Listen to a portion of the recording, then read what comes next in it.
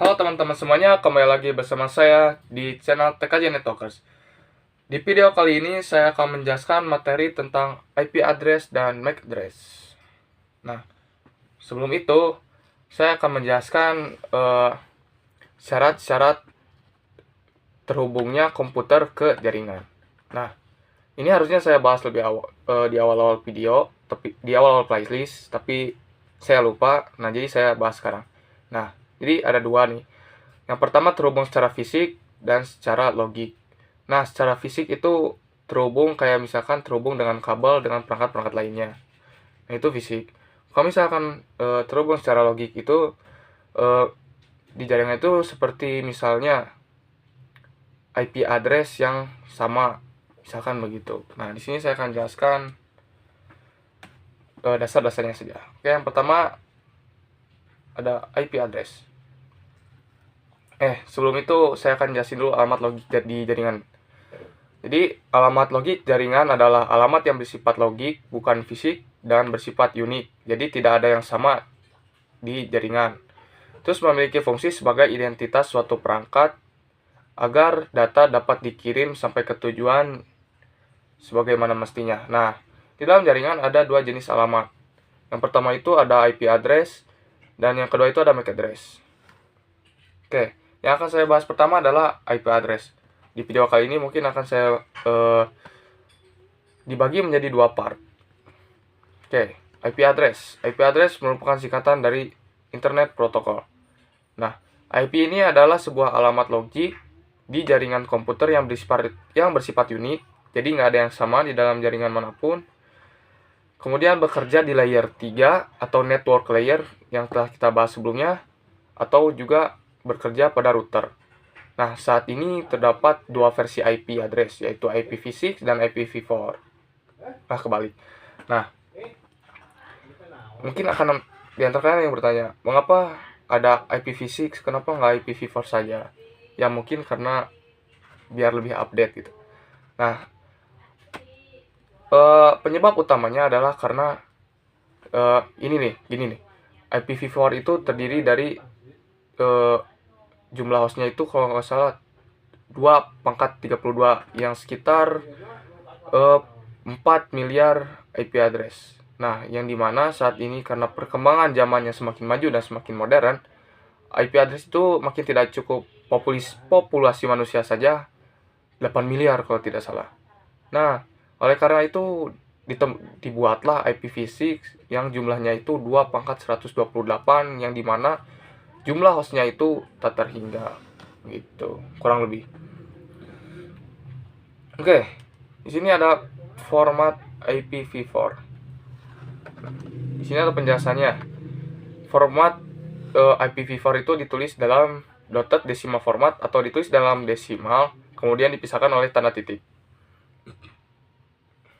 Kemudian terdiri dari 4 oktet harusnya di sini. Saya sedikit typo. Nah, oktet di sini itu ini dipisahkan oleh tiap titiknya. Nah, ini 1, 2, 3, dan ini 4. Nah, ini 4 oktet. Nah, setiap oktetnya ini setiap oktet ini berjumlah 88 28 8 bit, 8 bit, di sini 8 bit, 8 bit, 8 bit, 8 bit. Nah, yang dimana jumlah keseluruhannya itu 32 bit. Begitu singkatnya. Nah, kalau misalkan IPv6 dia itu berjumlah 128 bit ditulis dalam bentuk heksadesimal. Mungkin di sini saya tidak akan menjelaskannya secara detail karena itu untuk lanjutan lah, tingkat lanjutan. Oke, kita lanjut. Kemudian IP memiliki dua bagian, yaitu network ID dan host ID. Nah, ini akan ada kaitannya dengan penjelasan router saya kemarin di video-video sebelumnya. Nah, jadi yang pertama itu ada network ID. Ini sudah saya tampilkan. Nah, network ID ini berfungsi untuk menunjukkan jaringan tempat perangkat berada. Semua perangkat dalam satu jaringan memiliki network ID yang sama. Jadi yang membedakan jaringan itu ya angka-angka network ID ini. gitu. Kemudian ada host ID. Ini bagian IP address yang menunjukkan perangkat tertentu dalam jaringan tersebut. Host ID ini harus unik, jadi nggak boleh ada yang sama dalam satu jaringan.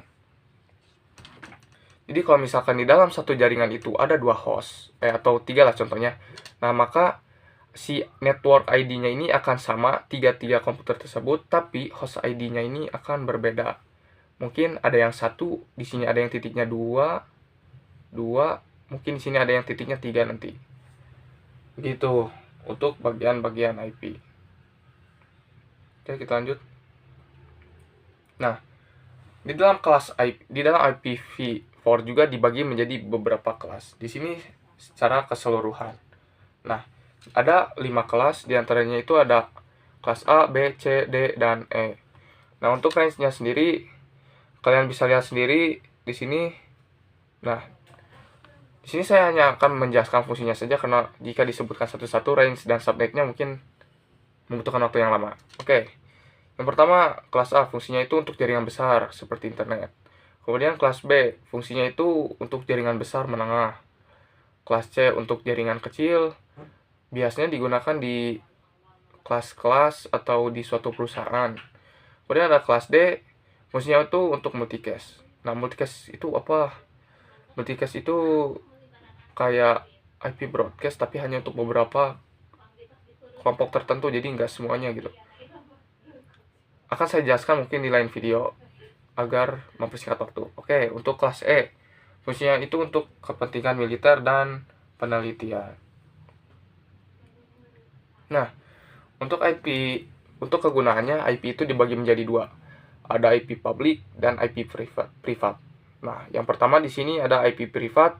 IP privat adalah IP yang bersifat privat, yang artinya tidak digunakan di jaringan internet. Salah satu contohnya adalah untuk jaringan LAN. IP private dibagi menjadi 3 kelas, diantaranya kelas A, B, dan C. Nah, untuk kelas A, range-nya bisa kalian lihat ya. Kemudian, kegunaannya digunakan untuk perusahaan besar. Kemudian kelas B biasanya digunakan untuk jaringan menengah. Dan kelas C biasanya digunakan untuk jaringan kecil. Begitu. Nah, untuk IP public sendiri, ya kebalikan dari IP private, yaitu IP yang digunakan di internet. Jadi untuk range-nya sendiri berarti yang tidak tertera dari range IP private di sini. Gitu. Nah, mungkin kalian di sini ya ada yang sedikit janggal. Di sini tidak ada IP 0.0.0.0 dan juga yang 127.0.0.0. Mengapa demikian? Karena IP range 0.0.0.0 itu berfungsi untuk forwarding internet to internet atau untuk meneruskan data ke internet. Itu singkatnya, tidak akan saya jelaskan lebih rinci. Kemudian untuk 127 itu berfungsi untuk IP localhost atau IP untuk memanggil dirinya sendiri atau maksudnya diri sendiri itu diri sendirinya si komputer gitu. Jadi IP itu hanya bekerja di komputer klien itu sendiri begitu. Nah, kemudian pada slide ini saya tidak menampilkan IP public dan IP public, IP static dan IP dynamic. Oke, di sini saya akan jelaskan saja di sini. Nah, mana? Nah, jadi ada 2 jenis IP berdasarkan cara konfigurasinya. Yang pertama itu static dan yang kedua itu dynamic. Nah, kalau static itu kita mengkonfigurasi jaringannya itu secara manual. Jadi di input diketik manual. Nah, kalau yang dynamic itu dia otomatis gitu. Kalau diibaratkan IP static itu kayak rumah tetap, sedangkan dynamic itu IP rumah yang berpindah-pindah. Oke, di sini akan saya demokan contohnya. Nah,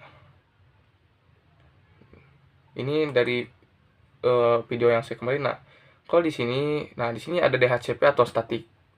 Nah, kalau static saya masukannya diketik manual. Misalnya 192.168.1.2. Nah, kalau dynamic dia akan otomatis. Nah, IP-nya itu dari mana? Dari server. Nah, server ini yang telah saya buat dan dikonfigurasi sebagai IP DHCP atau dynamic. Ini masih request. Oh, set. Bentar, saya ulang. Nah, berhasil. Nah, ini IP dynamic. Begitu teman-teman. Mungkin cukup sekian untuk video IP address ini. Jika ada yang kalian bingungkan, boleh tanyakan saja di komentar dan semoga saja paham gitu. Di video selanjutnya saya akan membahas tentang MAC address. Nah, sekian, terima kasih.